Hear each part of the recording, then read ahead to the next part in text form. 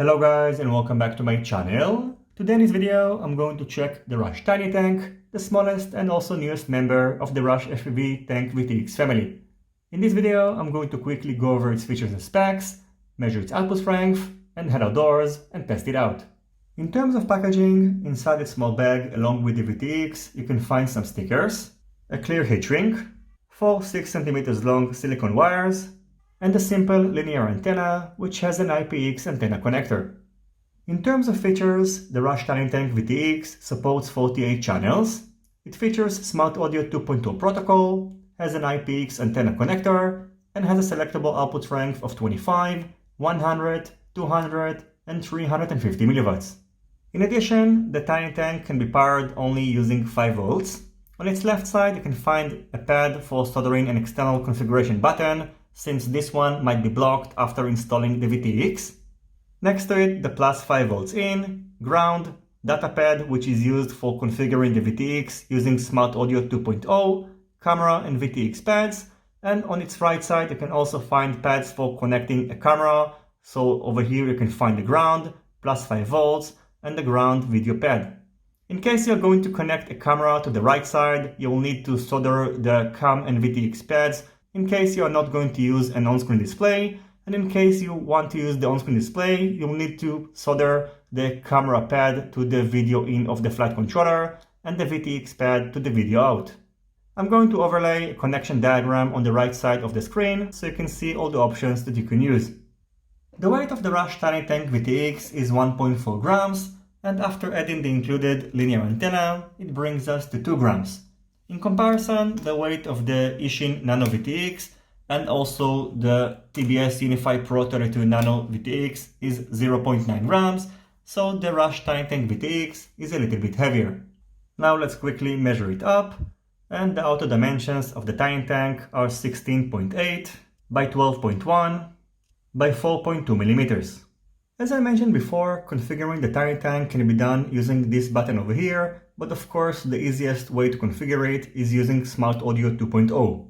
The Tiny Tank comes unlocked, and you can configure the output strength and the frequency either using Betaflight or using Betaflight OSD. And in case you're not familiar with Betaflight OSD, in order to enter the settings you will need to put the throttle at 50%, yaw to the left, and pitch to the top, and then you can navigate through the options, head over to Features, VTX SA, which stands for VTX Smart Audio.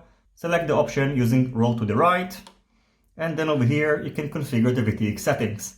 By default, the VTX is going to be set to pit mode, so in case you are going to see that the VTX is not properly transmitting the video, head over to config, and then over here set the operation mode to free, and go back. Now let's measure the output strength and the temperature of the Tiny Tank VTX. When it's set to 25 mV, I'm getting around 31 mV. After 1 minute, I'm getting around 29 mV, and the temperature of the VTX is around 67 degrees Celsius. Now after letting the VTX cool down, it is set to 100 mV, and I'm getting around 145 mV. After 1 minute, I'm getting around 130 mV, and its temperature is about 78 degrees Celsius. Now the VTX is set to 200 mV, and I'm getting around 300 mV. After 1 minute, the output strength is down to around 265 mV, and its temperature is about 88 degrees Celsius. Now I've got the Tiny Tank VTX set to its maximum output power, and I'm getting around 530 mV, which is very impressive. After 1 minute, the output power is down to about 470 mV, and the temperature of the VTX is about 95 degrees Celsius. The next thing that I've done is to head outdoors and test the Rush FPV Tiny Tank VTX on my Hobbymate Flash Hybrid 5-inch racing quadcopter. Unfortunately, by mistake, I used a quadcopter which is equipped with an FrSky radio receiver, and when the VTX was set to its maximum output power, I got to 1.3 kilometers, and I was actually limited by the radio receiver and not by the VTX itself. Overall, after testing this VTX, I can tell you that I'm very impressed with it, and it definitely gets my thumbs up. and I do hope that Rush FPV are going to release a 20x20 or a 30x30mm board that will enable us to mount it on top of a flight controller and possibly add an option to mount it side by side with a ready receiver. Now, by the way, Rush FPV recently released an external microphone, which unfortunately I wasn't able to test in this video since the tiny tank does not support audio in, and hopefully I will be able to test this very small microphone that weighs about 0.3 grams on one of my next videos.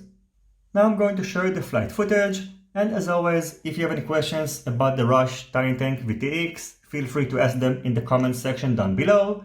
Don't forget to leave a thumbs up if you like my video, and consider subscribing to my channel and hitting the notifications bell if you're not already subscribed. See you on my next videos, and goodbye.